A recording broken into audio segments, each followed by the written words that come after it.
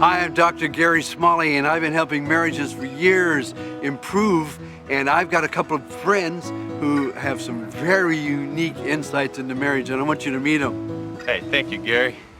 My name is Johnny. And I'm Chachi. And you know, marriages is something that I think we're all excited about and something that we think we can bring a lot of wisdom to. Isn't that right, Dr. Dobson? Smalley? Oh, well, that's sorry. our faux pas. Yes, sorry about But we got some killer marriage tips that we think are really going to knock your socks off. Yeah. So let's do some dancing, get this party started, and help marriages out all over the country. Let's do it. No, let's go ahead and just roll with the tips. No dance.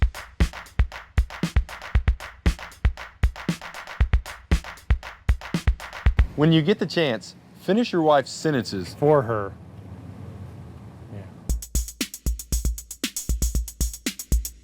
It's important that she knows that you know where she's going with a particular thought or sentence. Yeah, this says, I know you, I love you, and you're predictable, but in a good way. When on vacation, have fun, but make sure your wife knows exactly how much this thing is costing. Now remember, allowing her to feel guilt can actually be a good thing. Right you are, because guilt is actually an acronym for good financial stewardship.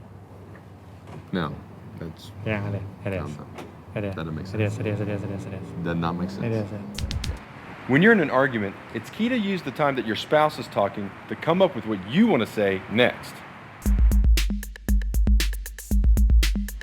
So it goes like this. You speak, and then while she's speaking, you think, and then you speak again. And that's how the killer comebacks happen. Surprise your wife with a weekend trip for you and your buddies.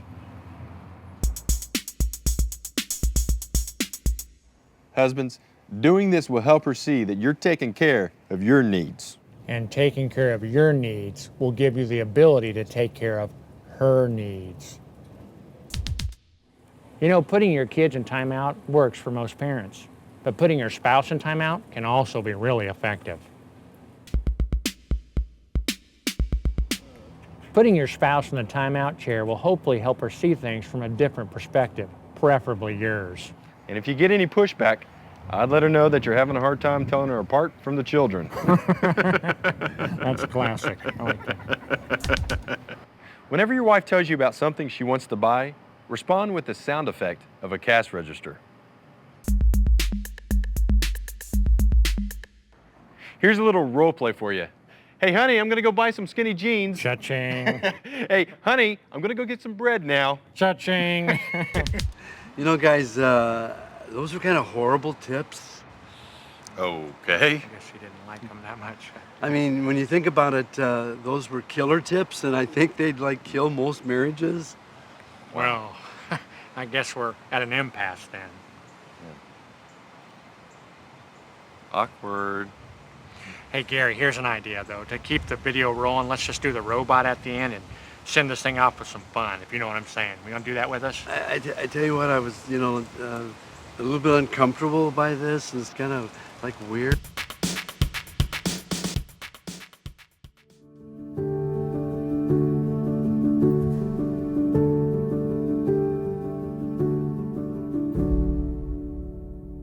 Well, welcome to our webinar all about marriage. And we want to be able to do this. We want to talk about 3 commitments that can improve your marriage and take steps to better your marriage. We really do believe whether you've been married for a long time, your marriage is not in a real good place right now, or you're really wanting to get married and you're just excited about getting on the right step right out of day one. We're trusting that this conversation with our 3 guests, with each over 20 years of marriage experience, we're going to kind of get some honest conversation going. We're going to talk about just what it's like when things go bad, when things are good, but ultimately, where do we base our foundation on? And that's what we're going to get into. And so, further said, we are going to jump into it. Right now, I have Jason Lyons with me. Jason, thanks for being here. Tell me a little bit about how long you've been married, who you've been married to, your kids. What's that look like? So I've been married to Carlene for almost 27 years. We have 2 kids, 25 and 24. Yep. Wow, that's pretty good. We've talked about this a while ago. You're enjoying this new season of life. Your kids aren't in school right now. They're off, post-secondary. What's going on in this season of life with your marriage? What's new? It's just been a lot of fun. Like, it's been really enjoyable because, and we never would have had this as newlyweds because we didn't know one another well enough. We were still getting used to the whole being married thing. And then we had kids, and that's kind of busy, and that kind of forced us to work together and do things together. And we went through our career struggles together and all those things. So now, 27 years later, we have all that experience of all those things we did together. That's in the rearview mirror now. And I'm not going to say life's easy, but it's much easier, and we're just best friends, and we just love doing stuff together. Yeah, we're just so good. And to be able to just enjoy this season of life, people usually get scared. It's like, oh, empty nesters. And other people are like, hang on there. You're going to enjoy it. It's going to be great. And so I'm glad to hear that there is a exciting life on the other side when the kids leave the house. I want to jump into kind of this first foundational before we get into our 3 commitment conversation. But that very first conversation is focus on Christ-centered love. And as we get into this Christ-centered love, there's a focus on making Christ so important that it almost feels like your spouse is second. That's not quite true. But in that, how can you practically keep Christ at the center of your marriage? It's kind of something that we want to do and build that foundation. I think praying together is important, and it's easy to just not do that. Attending church together, serving together, if you have like interest to be able to do that, reading a devotional or doing a Bible plan together, just understanding what does it look like to do together, but even making decisions together. Does this decision honor God if we gave money here? Well, if one person's doing it and the other person's not, you have this division, but if both hearts are saying Christ is at the center, then that's important. What do you, does that make sense? Is that something that you guys have done? Yeah, absolutely. Like I say, the opportunity to serve together, and you talk about this season of life. We had the opportunity to go on a mission trip together last year. Yeah. Excuse me. That was really cool to be able to do that together. Yeah. Like I say, the same thing with finances. The finances are a little easier to come by, and this. But you guys sponsor a child. We do, yeah. Right? And so it could be like, no, we don't want to spend money there, but to both be on the same page is important in that. Yeah, exactly. Right? And so that's important. And so thank you for doing that. We're going to pass the mic to Billy and kind of get to know him a little bit and help us in that. And so, Billy, come on over.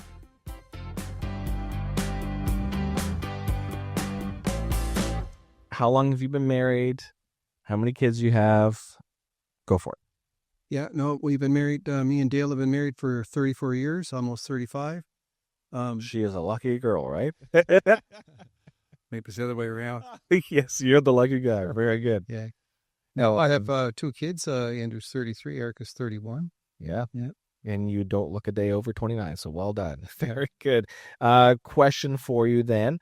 What was a highlight you've done together? Something over those years. What's something that resonates and sticks out that you've done together? Well, I think about, I think more about us doing life together. Yeah. But raising our kids is something that really reflects on our minds. And now they're on their own. And now we tend to travel together. Yep. And like Jason mentioned, we went on a mission trip together, which was very good. We did it a couple of years in a row. Which is great. She was hesitant at that. Yeah, she was. Yeah, me too. Fair enough. And she took it like a champ. And so it's neat to be able to have that experience together. Yes. And that's really neat. And then Andrew, I just found out, loves adult Lego, which I was like, I love adult Lego. And so that's been neat just to see. It's just fun to find ways to get connected with your kids. And as they become adults, how do you still connect with them and do that? And so those are interesting conversations. I want to jump into this foundational conversation of Christ-centered love. Because one of the things I think we need to understand is what are some habits that we can build? What are some routines that we can build that maybe might be pulling your focus away from God in your relationship? And so if there's constant busyness and work's taking us away, then we're away from our spouse and maybe we get away from our faith, or it's easy to be our kids are our world and our spouse isn't our world. And so when the spouse leaves and when your kids leave and you become an empty nester, you look and you go, I don't know you.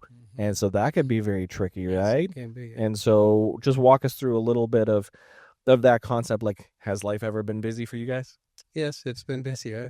We it's when the kids did leave, like I mean, I imagine some marriages says, I can't wait till the kids leave because then maybe I'll just leave my wife. But I kind of like with Jason, when the kids left, it was like, not that I didn't lose my wife, but I got my wife back. Now it's just me and her again. Yeah. Which is fun. Yeah. Yeah. It's a totally different season of life where normally if you have two kids, you're divided, right? I'll take him, I'll take her. You do that, I'll do this. And we're going to meet Ann here in a second. And you're in that world right now. And so it is very much like, oh, there's a better day coming. It's like there can be. But don't miss the moment of busyness. Even when busyness is here, I'm hoping for a future when that future may not come because we get lost in the busyness. And so having Christ as our center, saying, hey, we are going to make time together because Christ is the unifying factor. That's right. That is really important. The hardest thing is to get rid of yourself because you're always thinking about yourself, and you need to be thinking about the other person and what they may be going through or how they're feeling, instead of just thinking of yourself. It's kind of goes with what Christ says, deny yourself. And it's not easy, but yeah. Well, I appreciate that. We'll get Ann to jump in with us and get to know her a little bit. Walk us through a little bit of who you're married to, how long you've been married, how many kids you have. Okay, so I'm married to Brett Cameron. That's my Miramichi connection. We've been together for 26 years, married 23 years this June. We have 2 kids. Unlike you guys, my kids are still at home, loving it. Tessa's in grade 11 and Quincy's in grade 8, his last year at my school with me. And then I shipped them up to their school with their father. Which is an interesting pair that both of you guys are teachers. Yeah. And you got when they're kindergarten up to grade 8, Brett's got them grade 9 to grade 12. And so you're like, we always have an eye on them, whether they like it or not. We're still trying to figure out who's going to go to university with Tess, but no takers yet.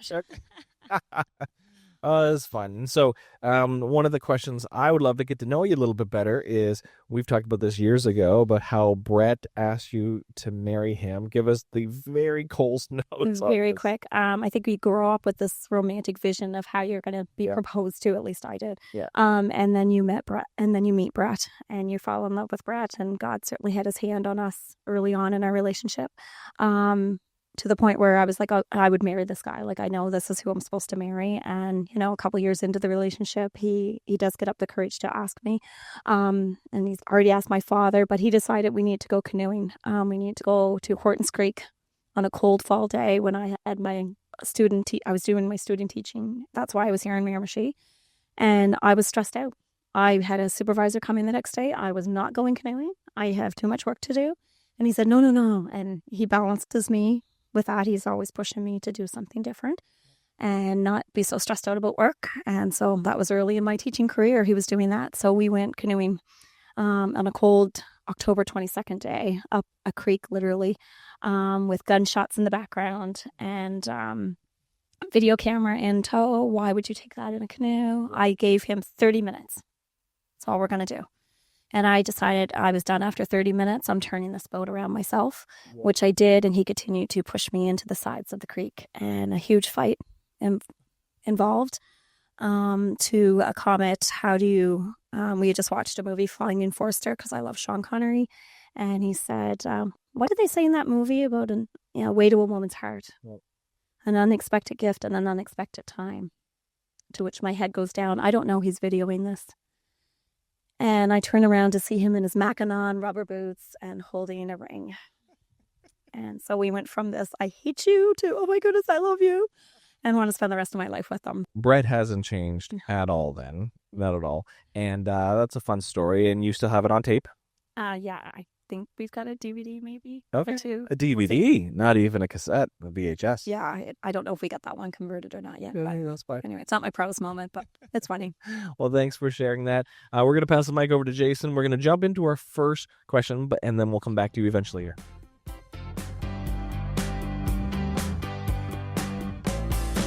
All right, Jason, we are talking about one of our 3 conversations and about commitment and covenant. And so if you're going to go into a marriage without committing to anybody and not having a covenant, normally at a marriage you would have a pastor pray and just bring God into that and have a covenant before you. And so we just kind of do it, and then we're like, okay, now the honeymoon, and we can keep on going and we move on. And sometimes we forget, right, we have made a commitment. We may have made a covenant, and the importance of that. And so one of the scriptures we talk about is this here, Mark 10:9. Therefore, what God has joined together, let no one separate. And there's an importance in that. And so the first question I want to ask is this: how does viewing marriage as a covenant, not just a contract, change the way you approach challenges? Well, I'd say, the fact that it's a covenant means that you're in it for the long haul. Like it's a long-term thing. So it's not, you meet a challenge and you just turn away or end it. So instead of looking for an exit, you look for a solution. You try to solve those problems, and knowing that you solve that problem so you can keep pushing forward. And by pushing forward, the idea is draw closer to God, draw closer to your spouse. Yeah. One of the things I remember when Lindsay and I got married, I don't know if this just came to my mind or if somebody said this to us, but I think we were playing cards and we had a deck of cards, and there's like the jokers in it, right? And so not the jack, but the jokers that aren't part of the deck. And they just said, like, if marriage was a deck of cards and you have kids and there's a bunch of things that you can play in your marriage, divorce should not be a card. It should be like the Joker. It's talked about, but it's never part of the set of 52. And I think so many marriages say, no.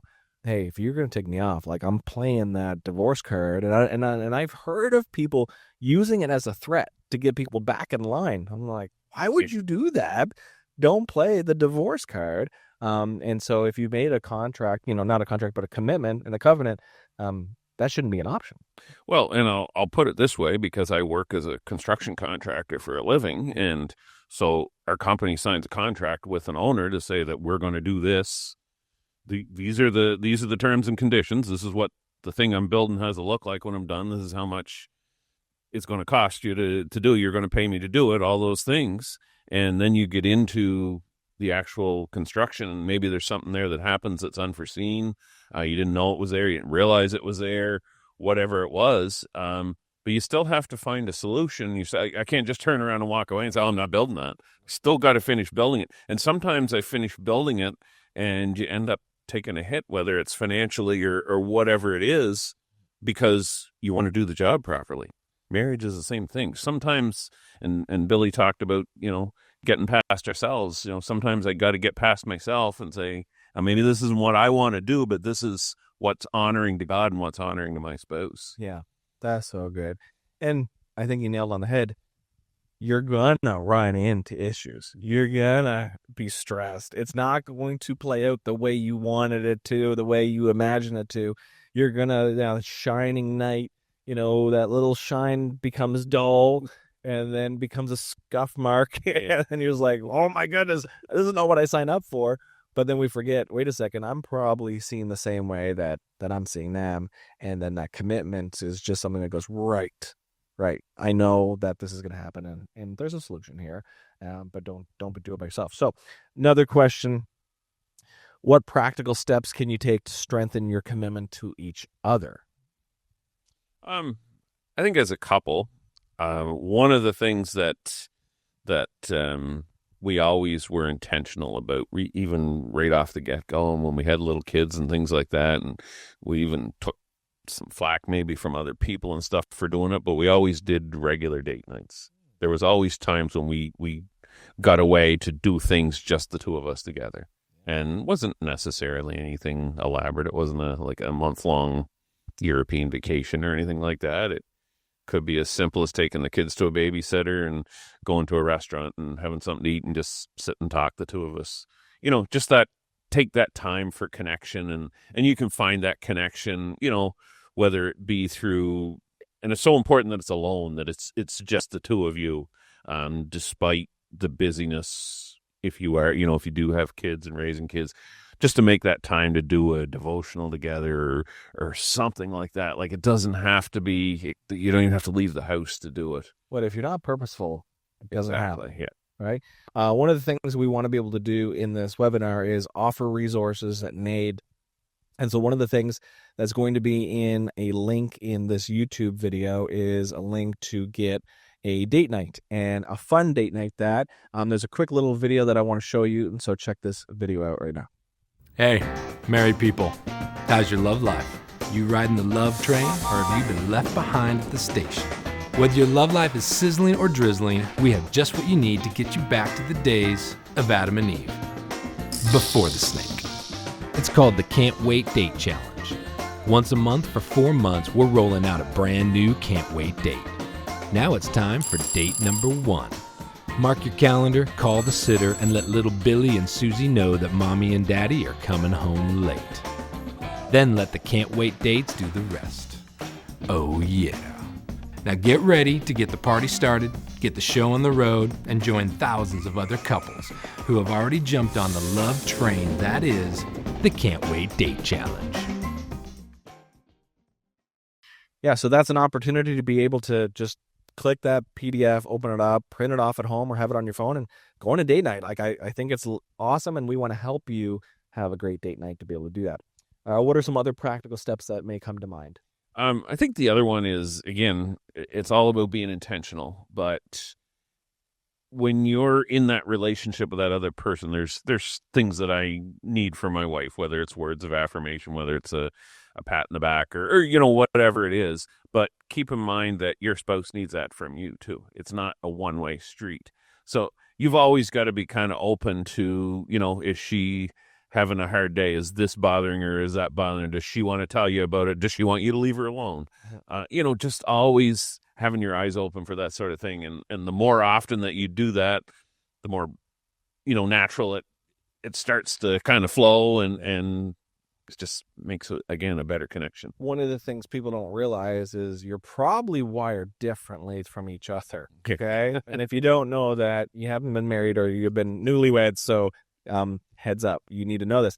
What you do need to know is not only you're wired differently, but what you need from the marriage is probably not going to be what they need from the marriage. And so you may feel like, I need physical touch. Well, they may not need physical touch to the same level. You might need words of affirmation. They might not need words of affirmation. My wife is more of an introvert and I'm more of an extrovert. So I'm like, hey, let's go do something. She's like, I'm tired. Like my tank is empty. And I'm like, but I need mine filled. Mine is empty. And so going on a date night going out isn't something she's going to want to do. Staying in isn't something I'm going to want to do. But because we have self-awareness, I'm not getting mad at her and she's not getting mad at me. And that's going to be key. And so another resource that we could offer is the 5 love languages. And so that's a really good book to be able to say there is words of affirmation and physical touch. There's 5 of them, and discover what yours is, discover what your spouse's is, and then you'll have a lot more self-awareness when you're trying to figure out, and less fights probably too. Yeah. And if you want to cheat on that, there's an online assessment too. This is a lot quicker than reading the books. Yeah. And we can put a link. Same result. But yeah. If you're not a reader, we got you covered. But we can put a link in the description below, and there'll be lots of resources to comb through. But yeah, to be able to do that is great. Another question, last question for you, is what role do godly friendships and community play in helping your marriage stay strong? Big time. Just to be able to look and realize, sometimes it feels like the struggles that you're going through are so unique to you and nobody understands. But if you open your eyes and look around, it's like, oh, they've gone through that too. And, pretty cool to hear some of the You Belong podcast stories. And yeah, just the more you hear about people's experience, so the more that you're open and you're listening and have an ear to the ground, the more you realize that what you're going through is not alone. It's not, it might be a little bit unique to you, but it's not completely unique to you. Other people have gone through it before. I think the enemy can totally get in your brain and be like, you're the only person that's ever dealt with this and ever faced this. And it's because of your spouse doesn't, and it's becomes very negative. But when you start talking to people, the podcast is a great thing as well. You start realizing, right, you've been through that. You found another way on the other side. What can I learn? I don't know why we have to reinvent the wheel all the time. Like, well, I got to figure this out. Learn from somebody and say, I will avoid that, because if they could do it back, they wish somebody would have told them. And we're lucky. We have this really cool small group, and Billy and Dale are part of that small group too. And we're all couples that are kind of in that same season of life. Yep. And sometimes it's encouraging to one another just to look around and say, oh, those guys are enjoying life. We're enjoying, to have that sort of community. But then other times it's like, hey, we're going through this. Can you guys pray for us? And to know that you have those other couples. So, it's an encouragement to see marriages thriving, but it's like a resource to tap into too, to say, these guys are going to pray for us and we're going to pray for them. And yeah, getting in a small group together, I can't emphasize this enough. You already talked on this, but what are you and your spouse doing together? And if you're like, the only answer I have is driving our kids to places and we're not even together for that, then maybe start asking, what can we do together? And it could be with your kids, but small group is a great way. Put yourself in a situation where somebody can feed into you versus you being the person always giving. Who's filling your tank? And small groups are a great two-way conversation to do that. And so if you're interested, and you're part of the Point Church, we'd love to have that conversation. If you're not part of the Point Church, what group can you get into? Who can you do life with so that you're not doing it alone would be really, really important. All right, well, that is great. Thank you for helping us understand how important the commitment and a covenant is, that, hey, we're not walking away from our marriage when stuff gets tough, but we shouldn't be doing it alone either, and we should be doing it with people. Any last words? You're good. I'm just making sure. Very good. Well, we'll go to our next conversation with Billy.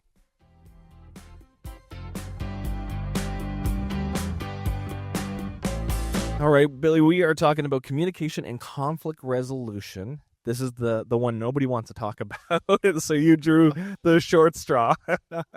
But in this conversation, we see a few things. We see Ephesians 4:29, do not let any unwholesome talk come out of your mouths, but only what is helpful for building others up according to their needs. We got to be putting out some good stuff and lifting people up, but sometimes it's not easy to do that when people can frustrate us.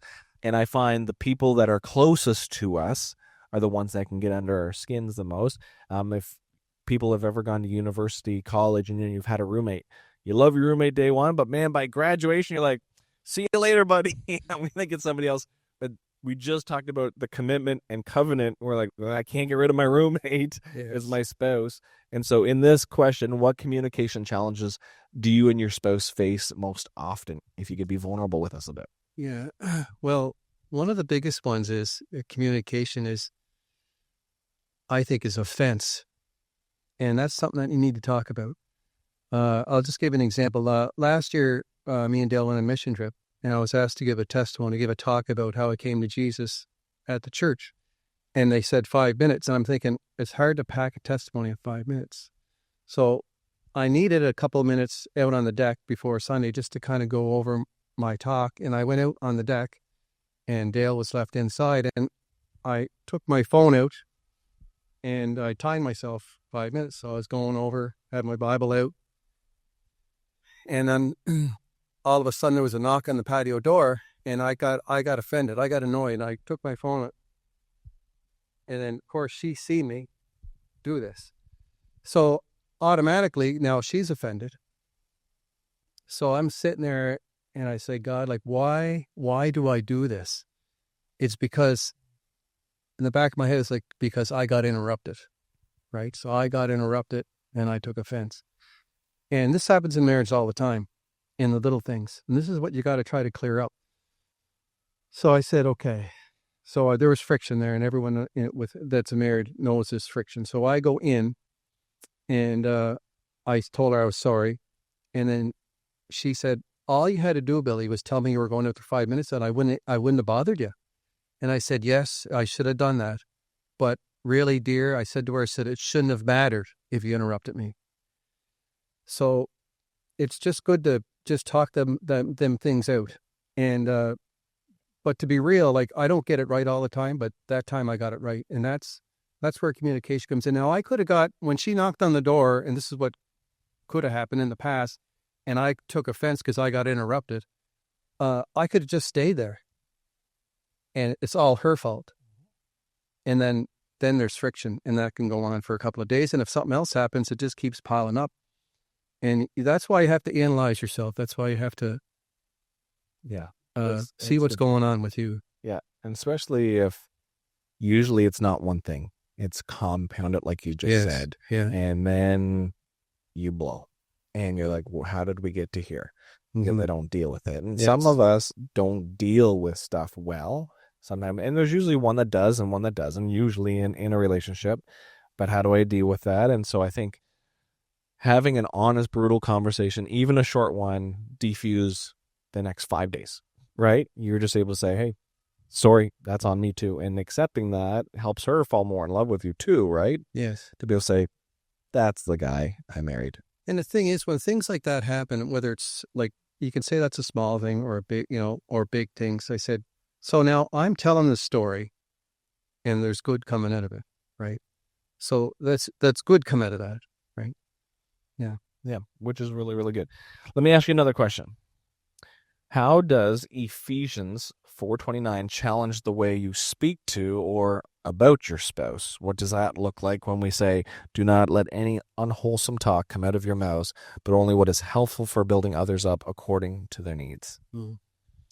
Well, I can just go back to the example of what happened, just the story I told you, because I could have took offense and I could have had some things going through my mind, like, why do I put up with that, or why she do that to me all the time?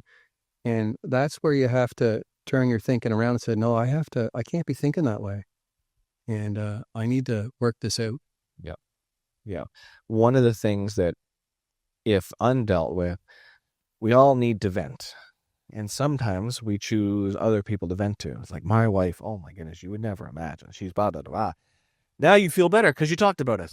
The problem is, it's unwholesome talk and you talked about the wrong person. If you would have vented properly to your spouse, you could have felt better and resolved the issue versus just like, hey, pick my side because she's the worst and I'm the best. Yeah. And we always skew situations, right? Yeah. So we tell somebody, but we don't tell the whole truth. We're just like, she came in and knocked on she kicked the door open. I'm sitting there trying to plan for 5 minutes. She kicked the door full open. The nerve of that lady. You're like, really? That didn't happen. Need to see the full picture. And so bang on. I appreciate you sharing that. Just that, no, we had an honest conversation and I vented, but I vented for the right person. But I mean, what's good about like my wife, even coming here, like before I left the door, she says, I want to pray for you before you go. I mean, that just means the world to me, right? Yeah. And I know it means the world to her. Yeah. Which is really good. One of the other things about that is our body, our tone, our mannerisms all speak into that. And so when we don't deal with our stuff, normally somebody said this way to me. I heard a pastor in the States talking about stress. And when we talk about unwholesome conversations that come out of our mouth, if you picture stress like a big tube and there's water in it and we live 7 out of 10, and then a situation comes 8 out of 10, and then we're driving here and somebody cuts us off 9 out of 10. It's easy to go up, but it's hard to go down. It's hard to get that water to go back down to a healthy level. So some of us, we have to understand, are we sitting stress level at 8, 9 all the time? And they said it this way. And the reason why they used water was when you put in that extra level of stress, where does the water spill to? The people closest to you, right? Not strangers. It's the people closest. That might not be the issue. It could be something else that got poured in, but my frustration, I'm taking out whoever's closest to me, and she doesn't deserve that, but she is a recipient because geographically she's with me every day, and so therefore I can take a frustration that wasn't hers and I could throw it on her, and that's just not fair. And so recognizing, I think our stress level is important too, just to go, I need to calm down. And so you're sitting in a situation to use the situation. You're a little stressed. You want to do a great job. It's in an unknown area, unknown country to a certain degree. You're like, man, I got a translator that I got to figure out. Your stress level's up there. So all of a sudden she walks in, knocks, and it's like, you're at 10, normal day. That's not a big deal. And so recognizing, I would say for any of us, what stress level are we sitting at, and be careful that our stress doesn't spill on other people. Let me ask you one more question. Think about a recent conflict. What could you have done differently to resolve it with more grace? There was one time where we got in an argument, and it was a big argument. And it's funny how you get in an argument and it's a big argument, but the next week you don't even remember what it's about. Oh, yes. Yeah. So this happened a few years ago, but she remembers, you don't. I hear what you're saying. Yeah. Well, we got in a big fight, and I remember I was downstairs, and she She was upstairs. It was time to go to bed. She went to bed and I was downstairs and I was frustrated. And I didn't want to be in the house. I didn't want to be there. And I'm sure people can relate. Yep. That been in that situation. And this is where God comes into play. I didn't want nothing to do with her. And I remember falling on my knees, said, God, I love you. That's what I said. And he said, and the voice in the back of my head said, well, if you love me, you would go upstairs and put your arm around your wife. And I'm thinking, I do not want to do that. Like, yeah, like that was the last thing that I want to do. And it was almost like, okay, God, I'll do that. And that's what I did. I just went to bed, put my arm around, and I didn't say any words. I just went to bed. And that's why it's crucial sometimes to have God in your life that way. Yeah. And it doesn't always work. Like it could go the other way where there's no grace. And that's happened too. Yeah. Big time. And there's a few tips and tricks I'm sure we've all learned and sometimes don't use. When you're tired, we're not operating at our best. And so our frustration just goes 0 to 100 a little bit faster than it normally does. So recognize when we're tired. When we want to deal with something, sometimes one spouse wants to deal with it now. Why wait tomorrow when I can deal with it today? But, you walk in the door, there's different situations. I don't want to talk about it right now. Just let me get some food in me. Let me just decompress. I remember, when we were down in Nova Scotia for 10 years, my commute was 1.5 kilometers from my house. And so I had no time to decompress from what I just left to what I was coming home to.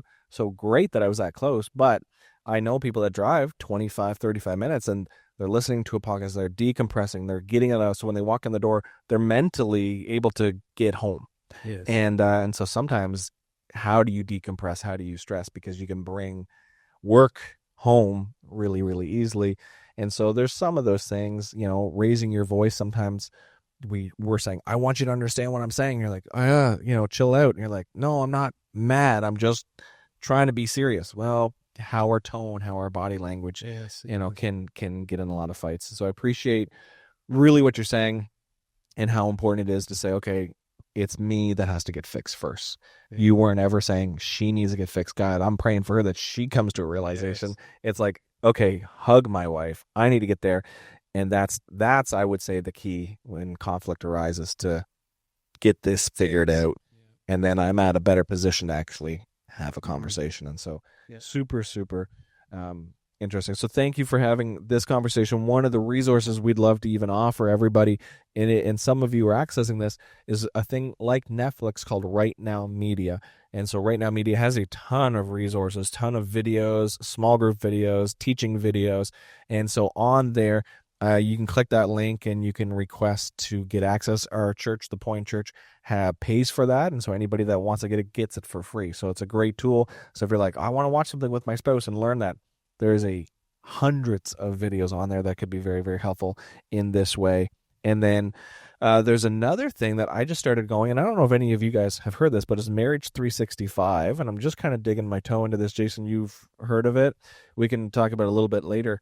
But from what I know, it's got just a ton of resources. You can subscribe to it for a few dollars, and it's just a wealth of resources that if you're like, oh, I'd like conflict resolution, then there's some resources that you can get in there. And so if you're like, I just need more resources, well, Marriage 365 is a great way to do that, and we can deal with this, because this conversation that we're talking about, Billy, of conflict is so loud to every marriage, and it can usually crumble the marriage, but resolution is what we're talking about. Yeah. And how do we resolve? Well, if I have a relationship with Christ, I can put him first, and he will help guide me first so that I can be the best me for my spouse, and we can resolve stuff. And so appreciate that. All right, let's talk to Ann Cameron. All right, we are talking about selfless love and servanthood. You're like, why did you pick me? I think you do a great job at this. And there's a lot of things in your guys' lives that keep you very busy, and yet you still find a way to have a servant spirit for each other, for your church community, for your community in general. And so we want to talk through a little bit of that. I want to read this verse, Ephesians 5:25. Husbands, love your wives just as Christ loved the church and gave himself up for her. And really emphasizing Jesus Christ loves his church and sacrifice and says, I need this. And so there's a response between the husband and the wife that we weren't going to get into, but we want to start asking a few questions. And one of them is this: what does selfless love look like in everyday marriage from your perspective? Yeah, and I think when I first, even just thinking about being married, and I think society says it's all about me, and what can I get out of that? And growing up in, as a teenager, I am woman, hear me roar. I can do everything a man can do. I'm not going to be waiting on a husband hand and foot. I watched my mother do that. Thankfully, I watched my mother do that because she had a marriage of 50 years. She did everything for my father until she couldn't. And I watched that relationship change. And I watched my father do everything for my mother. And that's been my role model. I've married a man who also has a mother and father who love Christ, love each other. And I've just been able to see that work its way out in life. And I so appreciate that. And I've grown up. I've come to realize that what I do for Brad is not just look at me, look what I'm doing for him. I'm doing it because Christ did it for me. And I want to have that servant's heart. And so it's not about he does this or I do that. It's a real partnership and, really sorting that out. So having that selfless love, it's in everything I do. You really want to have that. Tired? Absolutely. Because the majority of the time I am. Yep. Well, and when you don't want to do it, right? It's one of those things is like people think, oh, you do it because you want to do it. No, there's times I don't want. Oh, absolutely. I love to throw a tantrum. I really would. He probably says I do sometimes. But yeah, I think you mentioned about, I think Jason was talking about some getting involved in small groups and having those couples that can relate. And, we've been doing life together with our small group for quite a number of years, even before we had children. Yeah. And I remember Tara had given me a magnet and it says, in everything I do for Christ. And I stuck it in my laundry room on my dryer because I'm like, I'm doing more laundry. Yep. And, that little magnet sitting there just reminds me that, hey, I can even do the wash to his glory, and if you have that as your perspective, you want to do that for people. It's something, how blessed am I that I have a washer and dryer, and it works because of someone in my small group. Mike knows how to fix it and just fixed it for me. It's turning that selfless love and that servant's heart into what opportunities can I find? What can I do for others? And I think that's so important in your relationship too. Yeah. Like, what can I do to just help our house run? And and our kids watch that. They see that too. So they do. They watch it whether you know it or not. Yeah. Let me ask you a second question. How can you better serve your spouse this week? Yeah. What have you learned in that? I'm going to go to Moncton and see him. No, he's down again. We talk about that season of being split a lot. Sometimes it is. It's saying, you know what, I'm going to go for a drive this weekend just so we can be together as a family. I have the technology to sit at home and watch that game, but I want to spend time with my spouse and, and how can we make that work in this busy season of life? Because he's off either coaching or driving one of the kids, and you're off usually taking the other one a different direction. No, and and you mentioned about serving together, spending that time together, and we do children's ministry together. It's a lot of fun. Hosting small group, the season that allows it. But yeah, making that choice to do those things together. One of the things that you can serve your spouse, I find better is we talked about self-awareness and the 5 love languages. There's a thing that I've taken called the Enneagram Test, and it's a personality test, and there's 9 personalities. But when you understand more about your spouse and more about each other, something unlocks. And so what I've learned is my wife is a 9 in the Enneagram, and so she's a peacemaker, and so she does not want to have conflict. Now, my daughter is not a peacemaker. She's a challenger, and she wants to lean into the conversation. She wants to resolve it. But because I know that, I can say, okay, well, then you need conclusion this way, but you don't want that.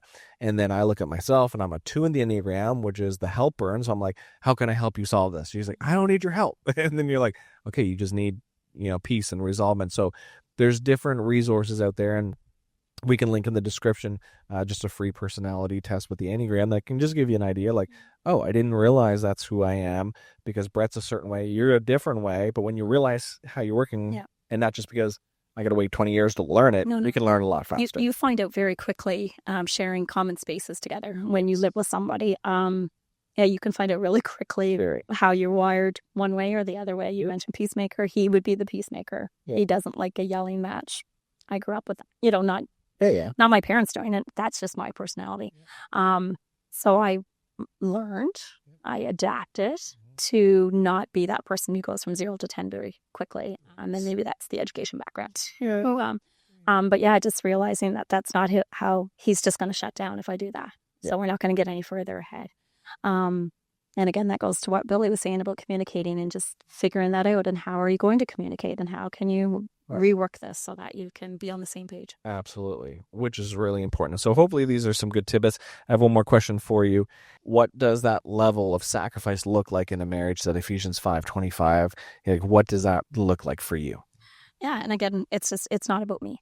And I think the more that we can get out of that idea, and I think as our marriages grow and age, and again, seeing what my parents, how that role changed, I hope and pray that we are able to grow old together. But you take those marriage vows seriously, in sickness and in health. Everything's great when you're 25, and but hey, we're not always going to be 25, and we're going to get a diagnosis, and we're going to deal with life and aging parents, and challenges with work, and how can we together grow together, and again, it's not about me. It's how can we work this together in that partnership, and having God and Christ as that sample for us, and how he always put other people before him, I think is so important. That When people went through COVID, one of the things that they learned was the introverted type people were like, oh, this is so good. And then they realized, oh, this is too much of a good thing. Like, I need somebody around me. I need people. I can't be isolated. And so one of spouses is usually a little bit more introverted and they need their space, but learning how to say, I can be here for you. If you need your space, I'm okay with that, but then to be able to pull them out of that and say, but too much is too much. We do need to do that. And so when both parties are operating, like you say, being selfless and serving each other, then it's like, okay, I will get out of bed and we'll go do that. We'll go on that date that Geoff gave us and click that PDF and we'll do that stupid thing that we're doing. But there's this, I'll do that for you, right? And that's what's beautiful when people serve each other, just as Christ served the church. And so it's putting their needs ahead of your own, just as Jesus did for us. And so I think that's great. I think the other thing is we need to be always learning to grow. And where you are now, you've grown so much, all of you, and learned so much, but it didn't happen because the circumstances were perfect. Oh my goodness, no. Right? You don't grow through good situation. You grow through the harsh battle. And so even if you had the analogy of, and this is probably not a good analogy, but like when the environment is really hectic, like the roots can get deeper or ripped out. And so it's like, no, let's get a little bit stronger because of that. They say you can never break your bone in the same spot. So like you break your nose, it can break other places, but never exactly in the same spot. And so it's like, okay, then allow this strife and heartache. How can I serve them so that we become stronger in this area than weaker in the future? And so to be able to serve, I think that's Billy said that as well. It's like, I got to deal with myself first. And what posture do I come? And when we're talking about servant heart and selfless love, it's here first, right? Not, I expect you to serve me. No. And it doesn't come easily. Like our human nature, I deal with 5-year-olds every day, right? And it is all about them. Yeah. So, like it's molded over the years. It's in your spiritual walk. It's the growth and understanding each other and how we tick and how we can go in those ebb and flows together is so important. So important. And so there's lots of conversation that hopefully this has been helpful with, and to understand that in the selfless love and servant heart, how are you doing in that area? What do you need to improve in this area so that you can truly just say, yep, this is an area I'm doing good in. And if you're doing good in one of these areas, like thumbs up, like encourage yourselves. Like, hey, I am doing good in this area. My spouse is killing it in this area. Like, be encouraged. Don't be like, oh, these are 3 more things I got to work on. It's like, no, like, what's one of these conversations we're having? How's your commitment and your covenant going? Do you say, no, we're in it together? How is that conflict resolution? You're like, maybe that's something we got to work on. Or how is the selfless love really working, where you're like, yeah, like I'm doing good in that area. That's great. Like, be encouraged where you can, and then say, what is one thing we can do that's there? And maybe your spouse isn't watching this video. That's okay. You're watching this video. And so, like we said all along, what's one thing you can do to start moving one of these areas forward that really is going to change your marriage for the better? You mentioned the divorce card and taking it off the table. I remember early in our relationship, before Brett and I had even dated. Yep. This was one thing that attracted me to him. We were walking to class at Mount A, and I was going to a psych class, and it was about, the effects of divorce on children. And we were just having a conversation. And he said, well, that's never going to happen to me. And I said, well, how do you know? He said, it wouldn't be part of my vocabulary. Right. And mental note, yep. I was not dating this man. Yep. But that attracted me to him because I was like, wow, it's not going to be part of his vocabulary. It's not going to be an option. It's not going to be on the table. And I think if you go into it with that, and just take the card out, take it off the table, like it's not, you have to find a way. Yeah. You just have to. Mm-hmm. And with God and helping us and surrounding yourself with people and protecting that commitment that you've made to each other, it's possible. It's very possible. It's very possible. Yeah. Jesus says, in this world you will have trouble, but take heart, I've overcome the world. Mm-hmm. Jesus overcome the world. Latch into him, latch into his truth and his love, and through that outpours his love to your spouse. The grace that you need, the forgiveness that you need, the patience that you need. One of the things that you can jump into is read about the fruit of the Spirit. And if you're going to grow in your relationship with Christ, there are 9 fruit that can grow in all of us. And so as they grow in us, that might be something like, I need some patience in my life, and with kids, that's, there's certain things in certain seasons. And I think with marriage, whether you're wanting to be married or you're just started your marriage or you've been in this or you're on the last leg, that there's different seasons to marriage. And we want to kind of give you a little bit of sneak peek at, hey, there's a few different seasons here in what's going on. But at the end of the day, we want to make sure that you have a next season in your marriage. And so these can be tools that help you have a next season in your marriage. And so I want to be able to just pray a blessing over you if they're watching, and for you guys. Thank you for being a part of this. But would you bow your head and close your eyes as we pray together? Heavenly Father, we come before you today, grateful for the gift of marriage. Thank you for bringing us together to grow, to learn, and to seek you more deeply in our relationships. Lord, we invite you to be at the center of our marriages. Help us build our homes on the foundation of your word and your love. Teach us to seek you first in all things, above our own desires, our differences, and our struggles. Give us hearts that listen well, speak with kindness, and forgive quickly.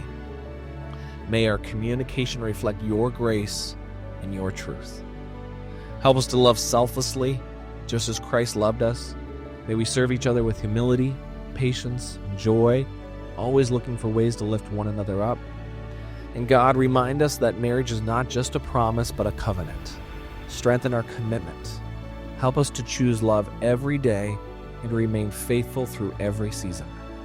Surround our marriages with godly friendships and wise counsel. Protect our homes from division and fill them with peace, laughter, and love. We surrender our marriages to you. Make them a reflection of your goodness and glory. In Jesus' name, amen. Well, thank you for tuning in. Make sure to grab a hold of the description below. There's lots of resources, even more resources we didn't talk about. We are here to help you. We want to aid you in really putting your foundation in Christ, and then out of that, really helping in these 3 big important ways. So thank you for taking time to be part of this panel, and we trust and are praying for you that God's going to use this to move you into this next season.